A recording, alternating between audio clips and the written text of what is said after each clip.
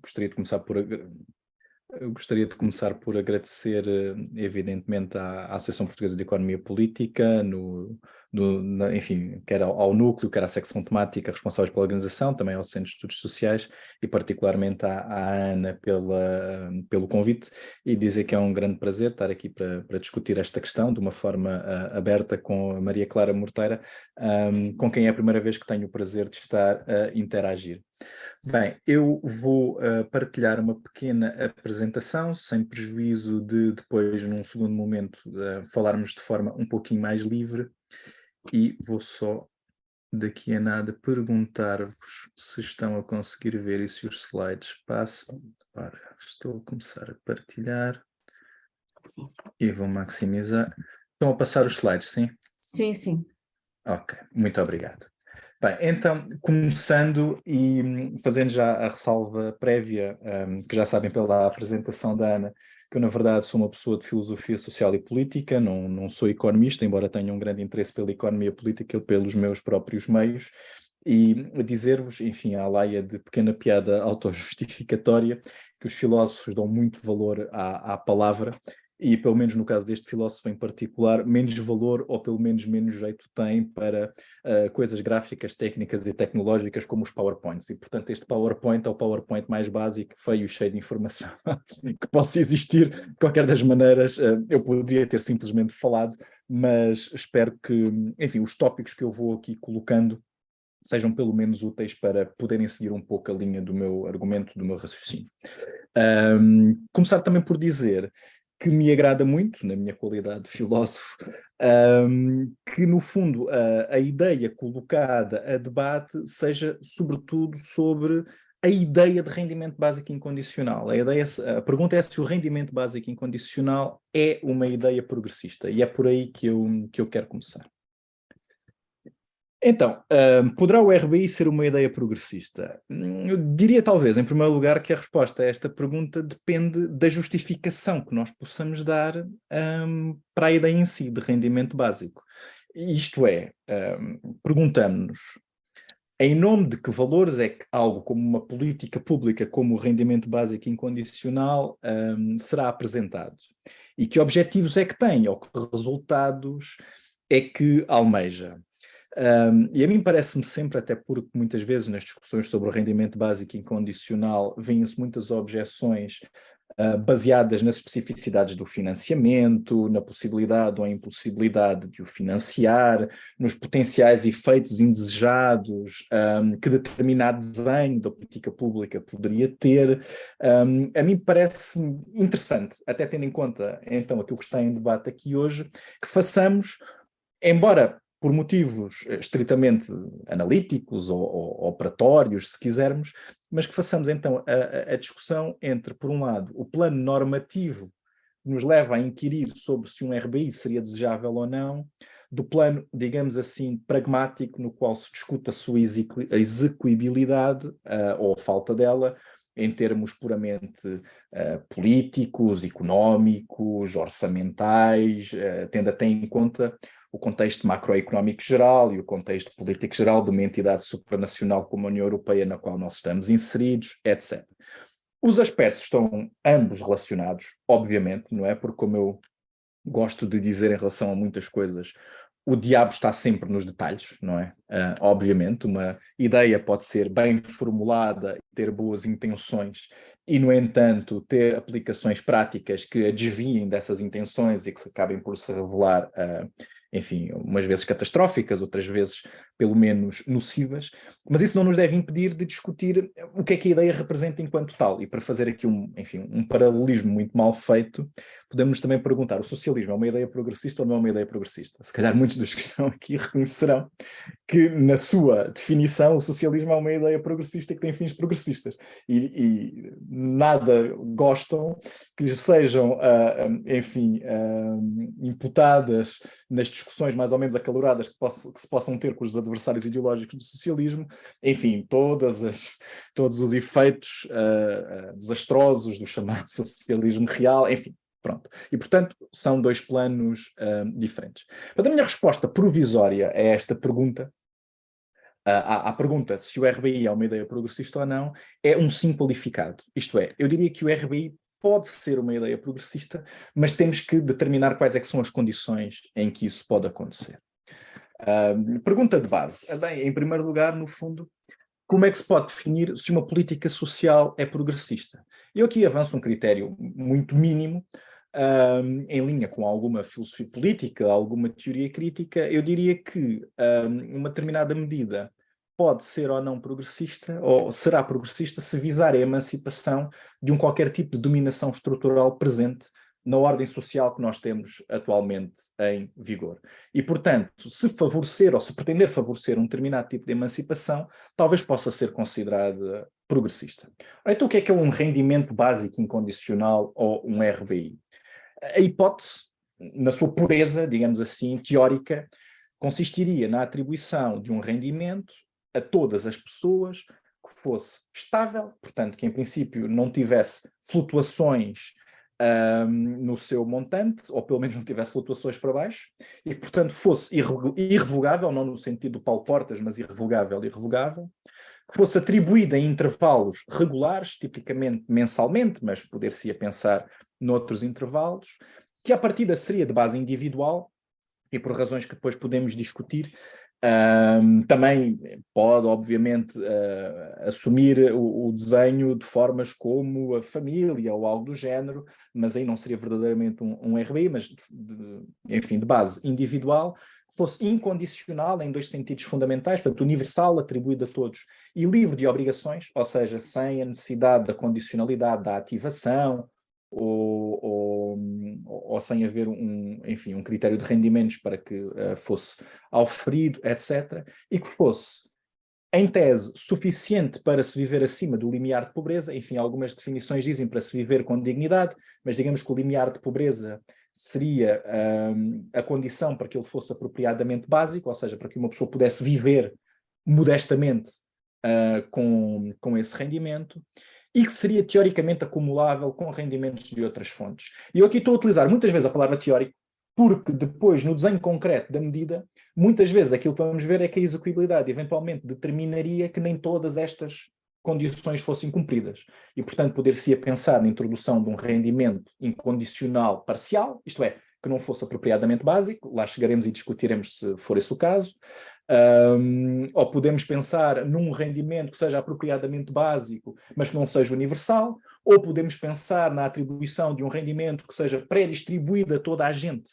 e que, portanto, seja considerado como um rendimento, como um direito social inalienável, sem prejuízo de depois, em tese, em sede de taxação fiscal, no fundo, o financiamento dele envolvesse uma redistribuição massiva de rendimentos daqueles que têm mais para aqueles que têm menos, sendo que, no entanto, nunca ninguém veria o seu rendimento básico incondicional negado, mesmo que o rendimento dos mais ricos fosse menor ao final do mês por causa da taxação, etc. Mas, em tese, na sua pureza, isso não aconteceria, ele seria teoricamente acumulável com rendimentos de outras fontes.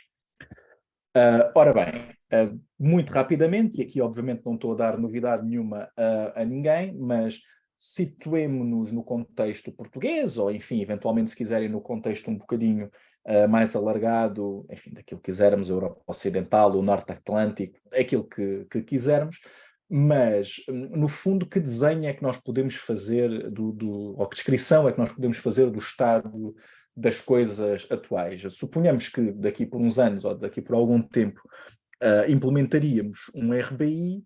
Esse RBI seria introduzido num contexto marcado pela pobreza. Em Portugal, por exemplo, como se sabe, temos mais de 4 milhões de pessoas em situação de pobreza antes das transferências sociais, o que é absolutamente trágico, enfim, quase metade da população. Sabemos que pelo menos 1/10 dos trabalhadores, apesar de trabalharem, são trabalhadores pobres e, portanto, estão muito longe daquilo a que se possa chamar um rendimento adequado na linha dos estudos do José Pereirinha, por exemplo.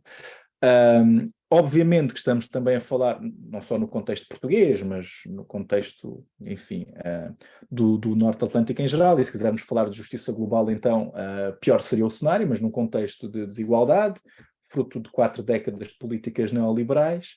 num contexto de precarização progressiva dos vínculos laborais, e aqui não se tratará de argumentar que um RBI acabaria com a precariedade ou que nos deveríamos, digamos assim, acomodar à precariedade e aceitá-la se todos tivéssemos um RBI. Não, nada disso. Nada impede que continue a ser travada uma luta justa, embora desigual e um bocadinho inglória, pelos direitos laborais, mas no fundo o RBI surgiria num contexto em que a precarização progressiva dos vínculos laborais é um facto, e também num contexto em que existe uma proliferação das tarefas peníveis e dos bullshit jobs. Enfim, o David Graeber tem umas distinções muito engraçadas. Eu posso dizer estas coisas porque isto são tudo termos técnicos, não é? Ele faz uma distinção entre os trabalhos de merda e os trabalhos merdosos, não é? Os trabalhos merdosos são as tarefas peníveis, mas necessárias. Sei lá, enfim, não é muito agradável se calhar recolher o lixo ou coisas desse género, mas é uma coisa que socialmente tem que ser feita, obviamente. Os bullshit jobs, os trabalhos de merda, são aqueles trabalhos que, no fundo, enfim, como eu ponho ali na definição, são empregos que são tão inúteis ou prejudiciais que nem os empregados conseguem justificar a sua existência, mesmo que se sintam obrigados a fingir que não é o caso. Enfim, ele faz uma descrição, parece-me a mim bastante apta, para mostrar porque é que, enfim, o capitalismo, nas suas últimas mutações, foi extremamente exímio em multiplicar este tipo de trabalhos, sobretudo num contexto em que, enfim, a assistência social que existe é condicional e em que normalmente não existe outra maneira de se tentar evitar a pobreza absoluta que não seja apostando, pronto, em políticas de emprego, com tudo o que isso tem de legítimo, mas em tentando visar eventualmente um pleno emprego. Tudo aqui se trata de argumentar que talvez essa não seja a única hipótese concebível e mesmo moralmente justificável por uma organização social onde as pessoas sejam um pouco mais emancipadas do que aquilo que são hoje em dia. Ora, acresce que, face a este cenário, traçado muito rapidamente, o que é que nós temos? Nós temos um paradigma de proteção social existente, enfraquecido, obviamente, não vou retraçar aqui a história do Estado Social, nem vale a pena, mas enfim, é do senso comum, mais ou menos, que a seguir aos supostos 30 gloriosos anos do capitalismo e a seguir, enfim, à economia do pós-guerra, que surge em Portugal com 30 anos de atraso, como se sabe, pelas vicissitudes próprias da nossa história, mas há um paradigma de Estado social forte, com uma componente muito significativa de provisão pública de bem-estar, salário indireto, etc., e todas as proteções, enfim, laborais associadas à negociação coletiva, associadas a um paradigma que existia, enfim, mais coisa, menos coisa, de carreiras para a vida, sucedeu ou se tem vindo a suceder um enfraquecimento gradual, infelizmente, desse mesmo Estado Social, fruto, obviamente, de todas as coisas de que não precisamos aqui de falar, da transferência de risco para os indivíduos, da crescente mercadorização das relações sociais, da economia, enfim. E normalmente aquilo que nós temos, e é uma das, enfim, como se sabe também, uma das características do neoliberalismo, normalmente tender a focar-se apenas no problema da pobreza e em fazê-lo de uma forma condicional, não é? Como é evidente, nós temos um paradigma de proteção social que é condicional e, portanto, eu tenderia a argumentar, e os defensores de um rendimento básico tendem a argumentar que os apoios sociais existentes, vinculados a este paradigma de estrita condicionalidade, em princípio, são infelizmente insuficientes para fazer face ao estado de coisas que eu descrevi nos slides anteriores, na medida em que, por um lado, tendem a estigmatizar os seus beneficiários, não é? Na medida em que apenas algumas pessoas são beneficiárias e não todas, isso torna-as um alvo mais fácil da retórica populista, portanto tornam-se o alvo predileto do populismo de direita, porque não querem fazer nada, e etc. E, em alguns casos, enfim, a ver o Biden e o Blake, por exemplo, comportam este tipo de ajudas sociais condicionais uma dimensão potencialmente humilhante, no sentido em que tende a ser intrusiva da vida das pessoas, comportam enfim, uma inspeção da vida das pessoas, para ver se elas estão a trabalhar de forma escondida ou não, se elas têm dinheiro escondido ou não, etc. Por outro lado, não são suficientemente abrangentes.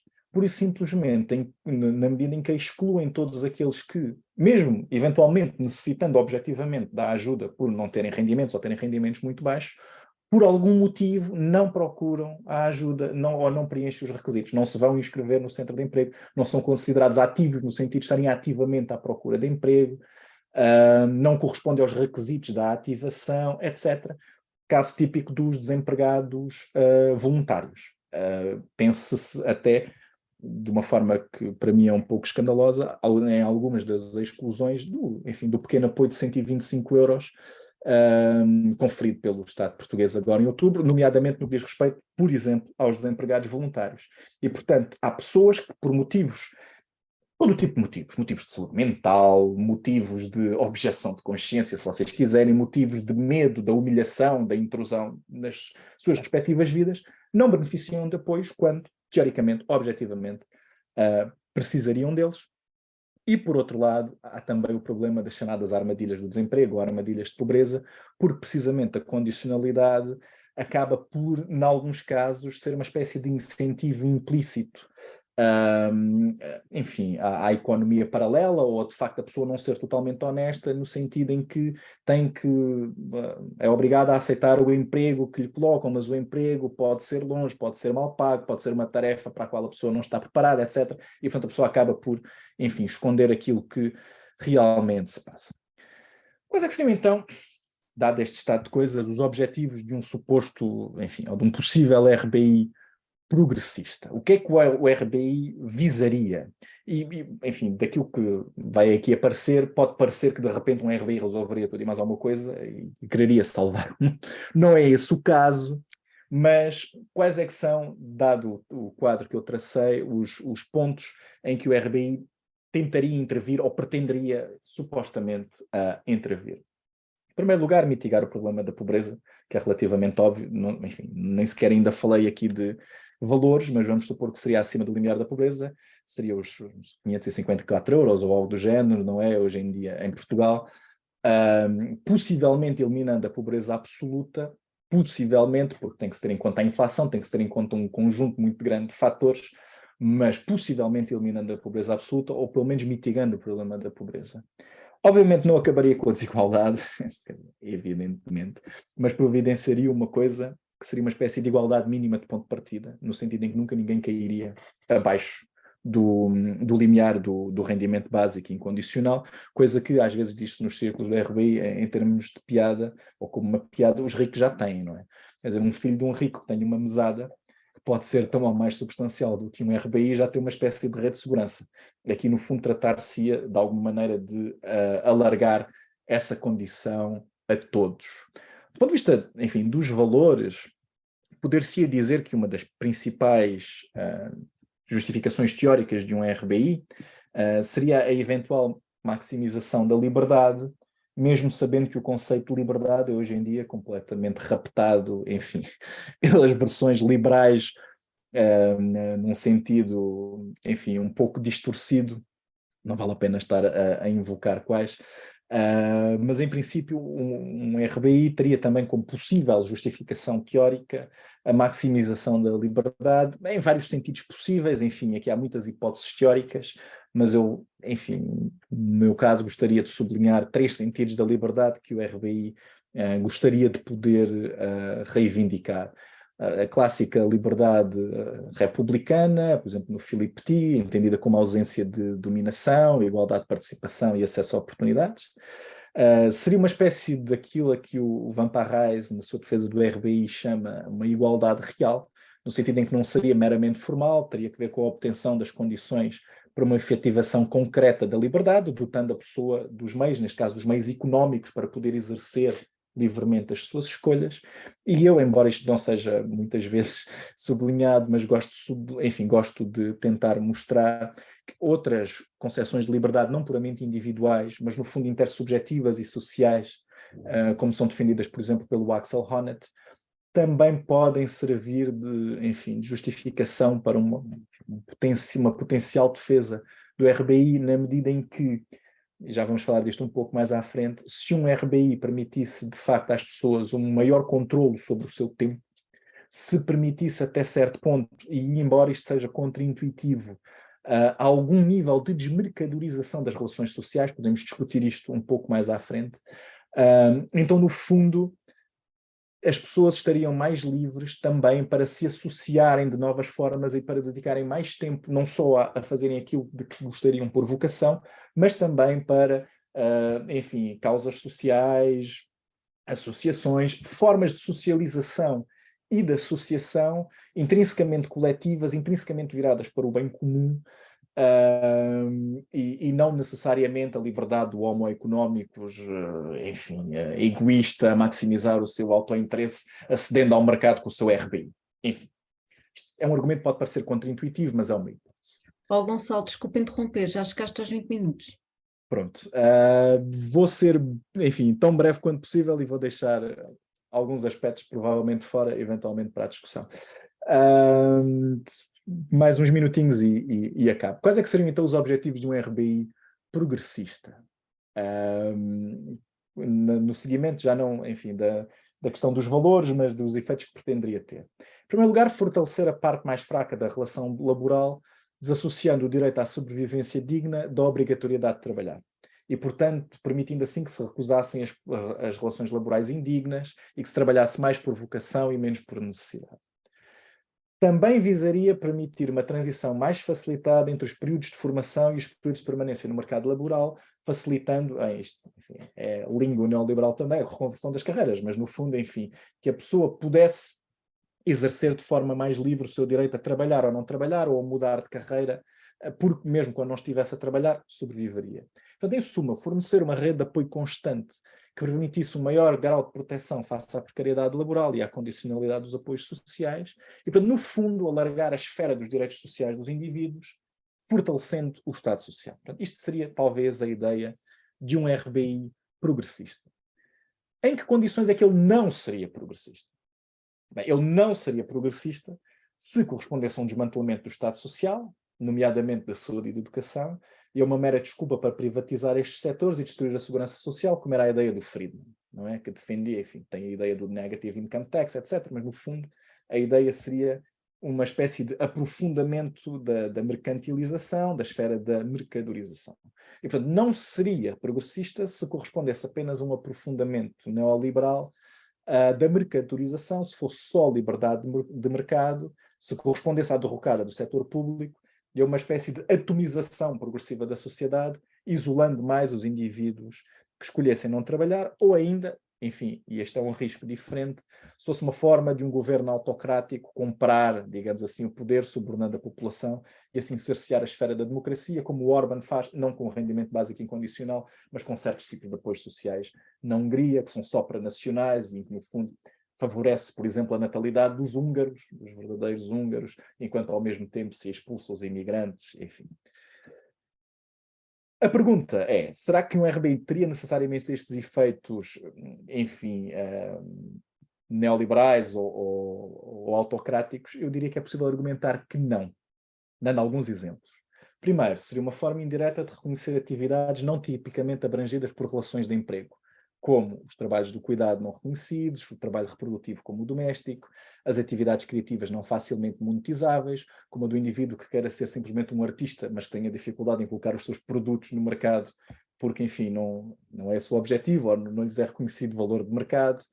E se permitisse a redução geral do tempo de trabalho, poderia, na verdade, como eu já argumentei, se fossem criados espaços para esse efeito, que se dedicasse mais tempo a atividades coletivas e associativas, mais conducentes ao bem comum, como defende, enfim, o meu colega Jorge Pinto, que coescreveu o livro comigo, enfim, comigo e com o Roberto Merra e a Sara Bizarro, um livro sobre o rendimento básico incondicional em 2019. E aqui é preciso sublinhar que o trabalho não é a única fonte de socialização significativa e que nem todos os empregos são fonte de integração positiva ou realização, precisamente na medida em que há muitos empregos que são humilhantes, etc. Quais é que seriam as condições que teriam que ser, talvez, asseguradas para que um RBI progressista tivesse mais hipóteses de sucesso? Eu diria que ele devia ser apenas um instrumento, entre outros, de provisão pública de bem-estar e de controle democrático da economia. O que poderia passar por muitas opções diferentes, mas eu diria que algumas como estas podem ser aventadas. Não se abdicar do fundamental do Estado Social existente, mesmo se existissem poupanças em termos de algumas prestações sociais e de maior valor, poderiam ser absorvidas no valor do RBI.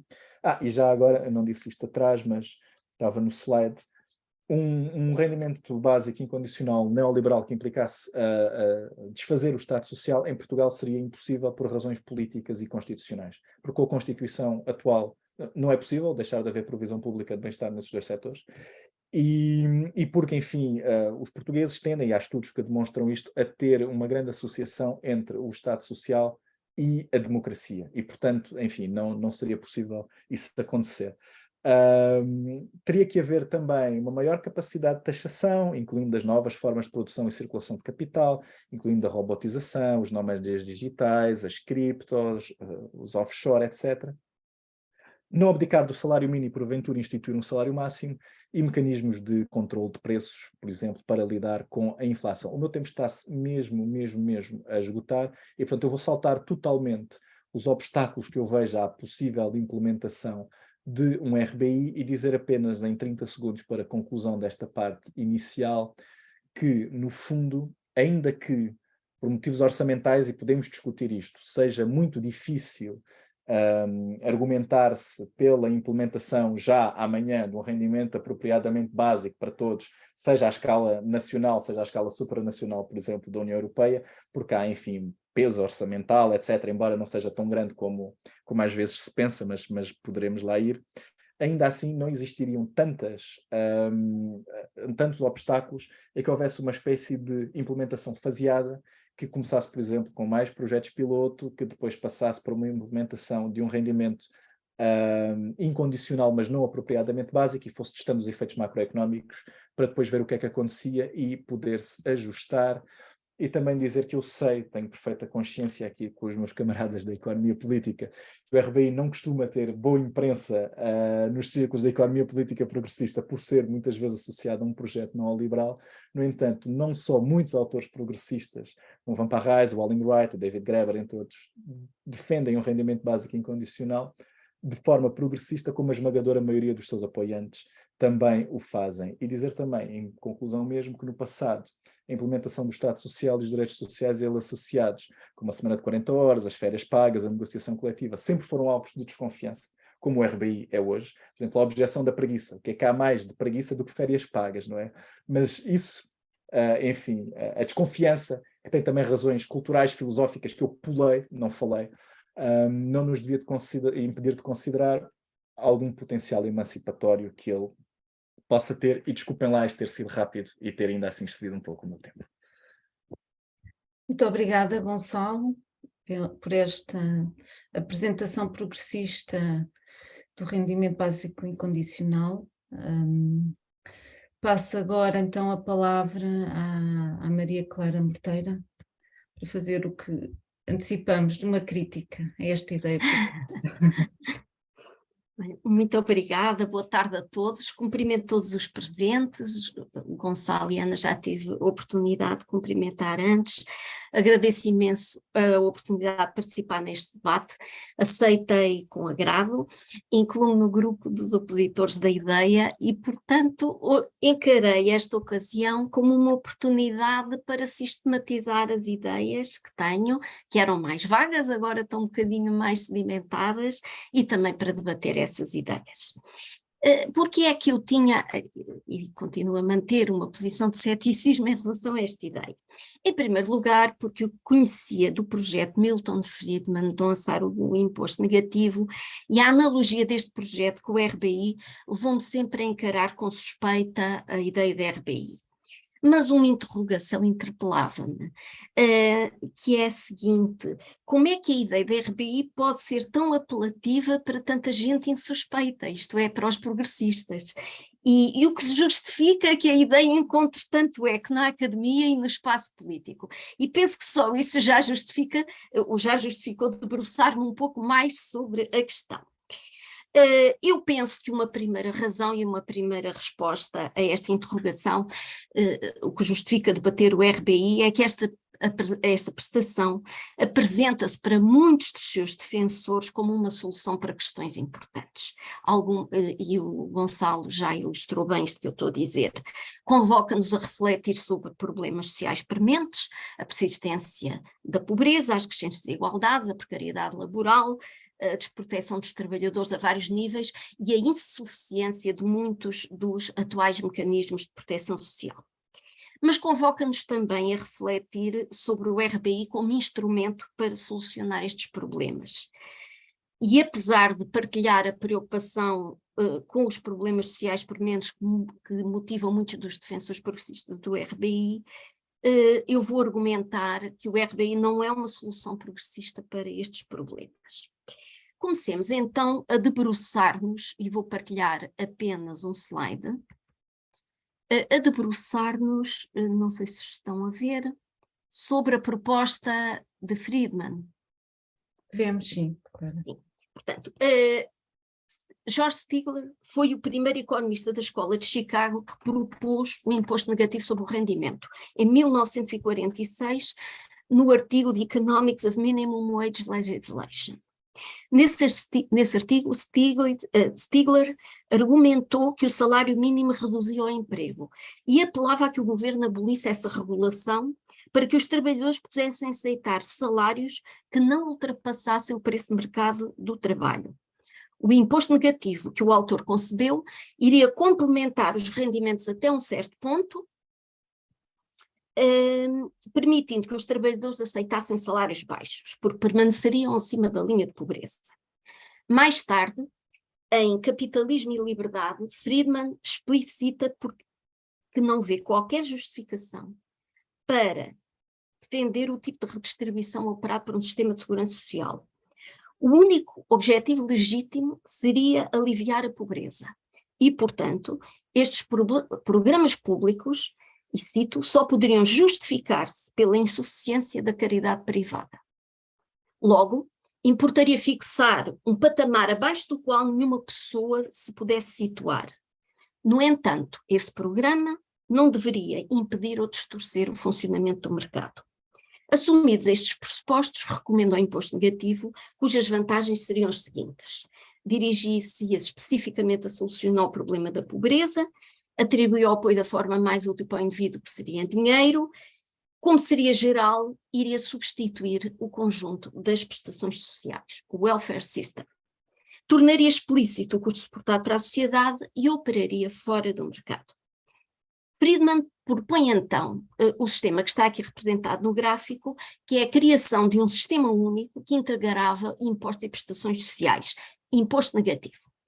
Seria um sistema de redistribuição só vertical, dos titulares de altos rendimentos para os de baixos rendimentos, vocacionado para eliminar ou aliviar a pobreza. Desapareceria a redistribuição horizontal, isto é, todas as transferências dos trabalhadores empregados para os que enfrentam eventualidades que provocam cessação do rendimento de trabalho, estar doente, desempregado, enfim. Nestes casos, o rendimento para além dos mínimos deveria ser obtido na esfera dos mercados, isto é, os trabalhadores deviam ir aos seguros privados obter esses rendimentos complementares. Mas qual a natureza deste projeto de garantir mínimos de rendimento através de um sistema único de impostos que, sendo negativos, equivalem a prestações sociais e sem o sistema de segurança social? O economista neoliberal Arthur Kempf denominou welfare without the welfare state, bem-estar sem o estado de bem-estar. Este projeto visa conciliar a livre atuação das forças de mercado com um nível mínimo de segurança económica. Ou seja, assegura transferências monetárias para os pobres para atenuar os efeitos mais gravosos da livre atuação das forças de mercado. Mas são padrões mínimos, não inimigos do mercado. Um dos princípios formulados na Conferência Fundadora da Sociedade de Montpellier em 47, porque garantindo apenas isso, fica aberto um amplo domínio para a expansão dos mercados na provisão de segurança económica. O gráfico mostra-nos, de facto, a responsabilidade fiscal com o imposto negativo sobre o rendimento, sendo a taxa de imposto sobre o rendimento T constante, a fórmula está aqui, mas a ideia é muito simples, o rendimento mínimo seria garantido, no caso do rendimento de mercado, o rendimento bruto ser zero, a pessoa tinha direito a um imposto negativo, que é uma prestação social deste montante, e enquanto o rendimento não atingisse YA, digamos, a responsabilidade fiscal seria negativa, ou seja, as pessoas receberiam prestações sociais. A partir do rendimento YA, passariam a pagar imposto. Portanto, a ideia é simples. Bom, passemos agora ao RBI, porque na realidade o imposto negativo sobre o rendimento e o RBI são projetos formalmente análogos. Digamos que eu só tenho que mudar aqui a referência desta ordenada, mudar o título do gráfico e tirar rendimento mínimo e colocar rendimento básico. Rendimento básico e imposto negativo partem de pressupostos normativos completamente distintos. Seguem metodologias diferentes, mas convenhamos que são projetos que têm consequências análogas. Grandes advogados da ideia, como Karl Winderquist e Annick van der Boort, e os seus coautores, na introdução à obra Basic Income and Ontology of Contemporary Research, reconhecem que o RBI é formalmente idêntico ao imposto negativo. Podem, dizem os autores, atingir a mesma distribuição do rendimento após impostos, após transferências. O imposto negativo teria a vantagem de não colocar as pessoas na dupla condição de beneficiário de rendimento básico e de pagador de impostos. O rendimento básico teria a vantagem de dar segurança económica sem que as pessoas tivessem que a reclamar, quando o rendimento diminui, claro, o que evitaria o estigma associado à prova de recursos. Em ambos os casos, os sistemas fiscal e de prestações sociais seriam integrados. Interrompendo a partilha, que era só para mostrar esta analogia, ou para ilustrar esta analogia formal, os argumentos favoráveis ao RBI, e apesar da analogia formal dos dois projetos, um grupo numeroso de autores tem defendido a ideia com bases normativas completamente distintas dos autores da Escola de Chicago, e o Gonçalo acabou de ilustrar. Esses projetos podem ser, este que foi mostrado e outros, podem ser qualificados como progressistas, creio eu, porque permitem pagar um montante suficiente para poder viver. Agora, o primeiro problema que eu, como economista, identifico, que está associado a muita da literatura sobre o RBI, é que implícito ou explicitamente, essa literatura aceita parte de alguns pressupostos que são, do ponto de vista económico, discutíveis. Mas aceitam-se muitas vezes como inevitáveis três teses. A tese da estagnação secular, fenómeno estrutural que a política económica seria incapaz de alterar, a tese de que uma parte crescente da população está destinada a permanecer excluída do trabalho devido ao fenómeno da automação, e mesmo que o aumento do emprego fosse possível, que não seria desejável por razões ecológicas. A estagnação económica e o progresso tecnológico iriam implicar o fim de trabalho para todos. Logo, melhor seria modificar os sistemas de proteção social para uma sociedade que não iria garantir o trabalho para todos. Bastaria assegurar que os cidadãos não ficassem, assegurar que os cidadãos não ficassem dependentes da quantidade de trabalho que prestam para terem a subsistência assegurada. Assim, o RBI poderia proporcionar a libertação de cada um da obrigação de trabalhar para viver, num mundo em que escasseiam as oportunidades de emprego. A solução seria dar a cada um, segundo as suas necessidades, independentemente da quantidade de trabalho prestado. Uma espécie de via capitalista para o comunismo, segundo Filipe van Parijs. E cito. Agora, o problema com estes pressupostos económicos, que não são em geral questionados pelos defensores do RBI, é que de facto estes pressupostos são extremamente controversos. E isto não é uma questão de sumenos importância, porque explica que muitos economistas críticos, aqueles que designadamente consideram em simultâneo as questões da oferta e da procura, pura e simplesmente deixem de querer atribuir atenção à questão, porque Se estes pressupostos são altamente questionáveis, nem vale a pena perder o tempo a discutir o assunto. Eu conheço várias pessoas que pensam assim, bom, a partir daqui. Porque sobre a matéria, eu cito, por exemplo, 2 autores que gosto muito de seguir, Aldo Barba e Massimo Pivetti, dizem-nos: a ideia do rendimento de cidadania parte da convicção de que nos países desenvolvidos o desemprego de massa é um fenómeno estrutural e irreversível. Na prática, raciocina-se como se as diversas componentes da procura não pudessem crescer o necessário para manter o sistema na proximidade do pleno emprego. Os defensores do rendimento de cidadania geralmente não fazem qualquer referência à mudança ocorrida nas últimas décadas na orientação da política económica, nem na distribuição do rendimento, nem o impacto negativo destes 2 fenómenos na procura agregada e nos níveis de atividade. De facto, o problema da procura é de tal forma ignorado que nem sequer se levanta a hipótese de que a falta de rendimento para uma fatia crescente da população possa ser superada através do aumento do volume de emprego, promovido através dos programas de despesa pública que são úteis à coletividade, como os transportes públicos, os hospitais, as escolas, as universidades, os serviços de cuidados a idosos, a conservação do ambiente e do património cultural, museus, sítios arqueológicos, bibliotecas, arquivos. Programas de despesa caracterizados por um baixo conteúdo importado e, portanto, por um elevado efeito multiplicador do emprego e do rendimento, sem provocar danos ambientais. Fim de citação. Para além destes, outros argumentos progressistas têm sido avançados em defesa do RBI. Mas, quanto a isso, passo adiante, porque o Gonçalo também já adiantou.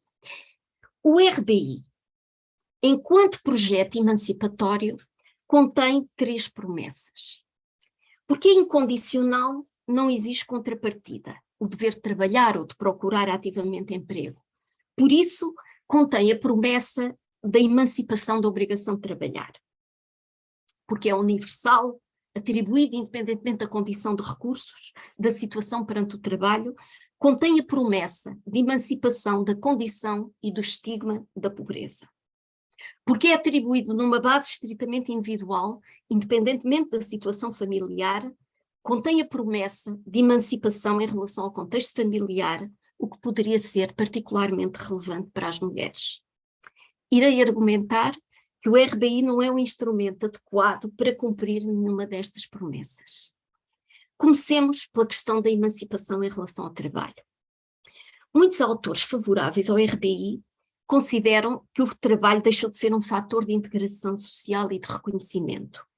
É o caso do sociólogo francês André Gorge, autor que transitou da defesa da integração social e emancipação através do trabalho nos anos 60 para a posterior defesa da emancipação em relação ao trabalho. André Gorge pressupõe que na sociedade pós-industrial os ganhos de produtividade iriam reduzir as ofertas de emprego e o trabalho deixaria de ser condição de integração social e uma via de emancipação. Esta tese também é muito contestável, mas sobre isso poderemos falar adiante.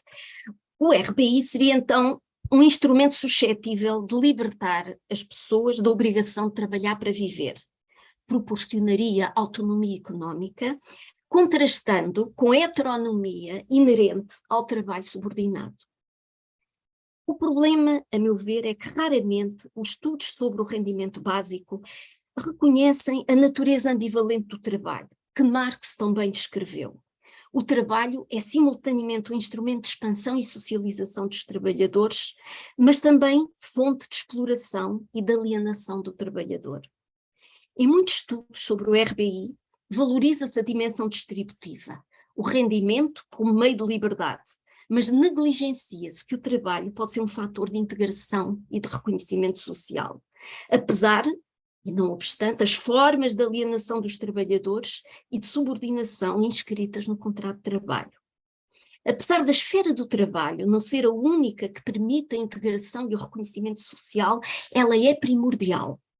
Uma grande parte dos indivíduos aspiram a inserir-se no mundo do trabalho, não apenas para ter uma fonte de rendimento, mas também para serem inseridos na sociedade, obterem realização pessoal e reconhecimento social. A natureza ambivalente do trabalho assalariado como fator de alienação e de emancipação é ainda mais saliente no caso das mulheres. Na verdade, as questões de género têm duas dimensões fundamentais. Uma dimensão distributiva, relacionada com o acesso aos recursos, e uma dimensão relacional ou de poder. E esta ambivalência explica a clivagem que se encontra na literatura feminista sobre o impacto do RBI.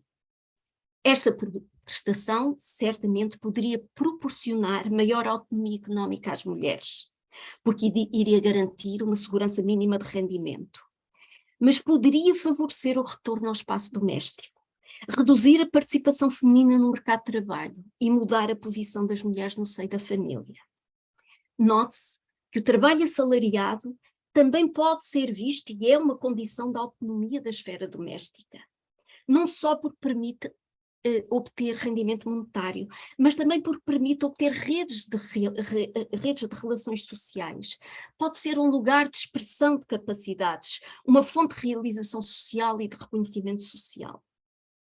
O problema associado a algumas propostas de RBI que tenho lido é que veiculam estereótipos de género, afirmando, por exemplo, que esta prestação permitiria àquelas que o desejem consagrar-se às tarefas de cuidado dos filhos, aos familiares e dos cuidados familiares idosos ou doentes. A ideia da escolha livre das tarefas domésticas, parentais e de cuidado aos familiares é apresentada como libertadora, o que é extremamente discutível. As tarefas, por outro lado, as tarefas domésticas e parentais muitas vezes são assimiladas a atividades autónomas, como as atividades artísticas e culturais. A grande questão que podemos e devemos equacionar, creio eu, é se o espaço doméstico é um espaço de autonomia ou um espaço de heteronomia. Esta é que a esfera da família é um espaço de relações interindividuais, reguladas por relações de força, por afetos, por deveres implícitos. Mas as normas patriarcais ainda são as dominantes na generalidade dos casos. Ora, um RBI podia que promovesse o regresso das mulheres à esfera doméstica, poderia, em muitos casos, promover, de facto, à esfera doméstica, quando a esfera doméstica é um espaço de heteronomia, não seria emancipador, digamos assim. Debrucemos agora sobre a promessa de emancipação individual. Considerando que o trabalho não é um fator central na integração social, o RBI pode sugerir que os grandes problemas sociais a que nos referimos podem ser solucionados com a atribuição de um rendimento de cidadania numa base individual. Com o RBI, a ideia de uma gestão coletiva de riscos existenciais e sociais desaparece ou adquire um papel menor. A atenção desvia-se do mundo do trabalho, da garantia de empregos com direitos, da valorização dos salários e das prestações substitutivas dos salários. A atenção desvia-se também da ética solidária subjacente à segurança social, um sistema assente no princípio da reciprocidade. Porque o direito a receber um conjunto de prestações resulta da contribuição de cada um para que os outros possam ter essas mesmas prestações. Contribuímos numas fases da vida, quando somos novos, saudáveis, estamos empregados e recebemos prestações noutras fases, na doença, na incapacidade, no desemprego e na velhice. E é na reciprocidade inerente a estes mecanismos que radica a inabalável legitimidade dos direitos. Nas propostas do RBI, o indivíduo é colocado no centro do projeto político. O indivíduo passa a dispor de um rendimento que é um meio de liberdade. Mas o próprio conceito de liberdade, que está na base de muitas destas análises, é limitado, porque se refere à livre escolha entre trabalho e lazer, ou melhor, entre trabalho remunerado e não remunerado ou outras atividades. Há livre escolha no mercado, onde o consumidor soberano manifesta as suas preferências. Ao implicar a quebra da relação entre trabalho e proteção social, o RBI, a meu ver, também propicia o aprofundamento do processo de mercadorização do trabalho. Porque o reforço do laço entre trabalho e proteção social foi um elemento fulcral do processo de efetivação do princípio consagrado na Declaração de Filadélfia, de que o trabalho não é uma mercadoria. Princípio este que exige a salvaguarda da segurança económica dos trabalhadores, como bem sublinhou Alain Supiot. para que estes deixassem de ser tratados como mercadoria, a quem se deveria pagar apenas a contrapartida do trabalho prestado, o valor de troca do trabalho, o salário direto, e passassem a ser tratados como pessoas que enfrentam riscos existenciais, estar doente, incapacitado, atingir uma idade avançada, etc., e riscos sociais como o desemprego, e que precisam ter segurança de rendimento nessas eventualidades. Com a criação dos programas de segurança social, os trabalhadores passaram a contar com mecanismos de garantia coletiva para enfrentar os referidos riscos, porque a segurança social contribui para proteger o estatuto laboral e, por isso, tem capacidade para moderar o mercado a partir de dentro, como bem salientou o sociólogo francês Robert Castel. Aos empregadores passou a ser exigido que pagassem salários brutos superiores aos salários líquidos recebidos pelos trabalhadores, o que os implicou no financiamento das prestações sociais substitutivas do salário. E implicitamente os obrigou a reconhecer a natureza fictícia da mercadoria que contratavam, porque o trabalho não é de facto separável da pessoa do trabalhador. O RBI, a meu ver, põe-nos no caminho inverso.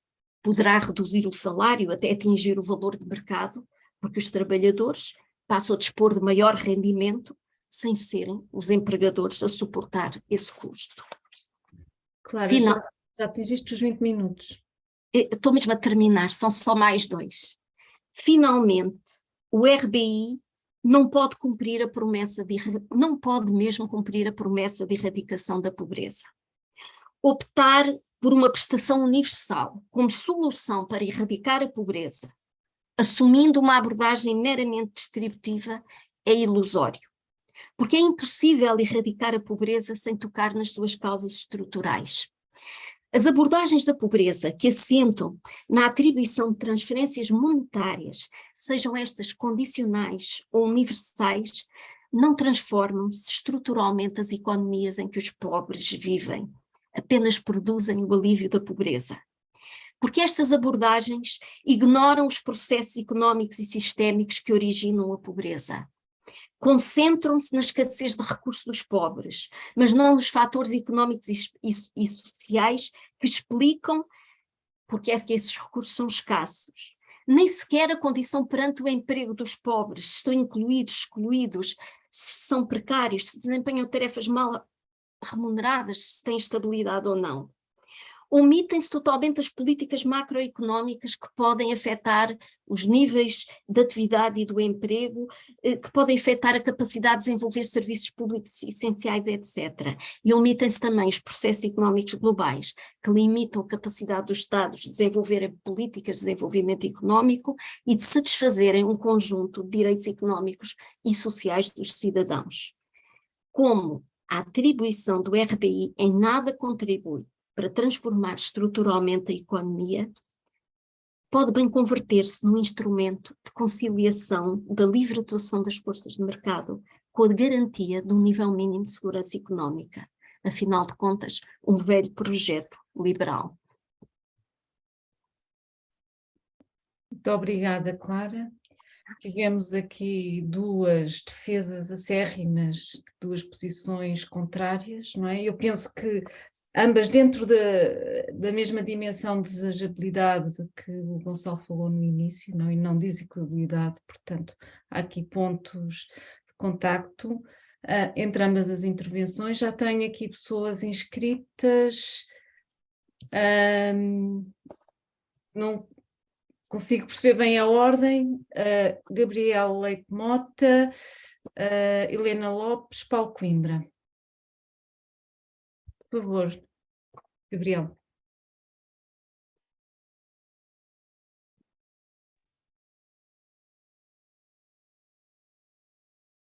Não estamos a ouvir.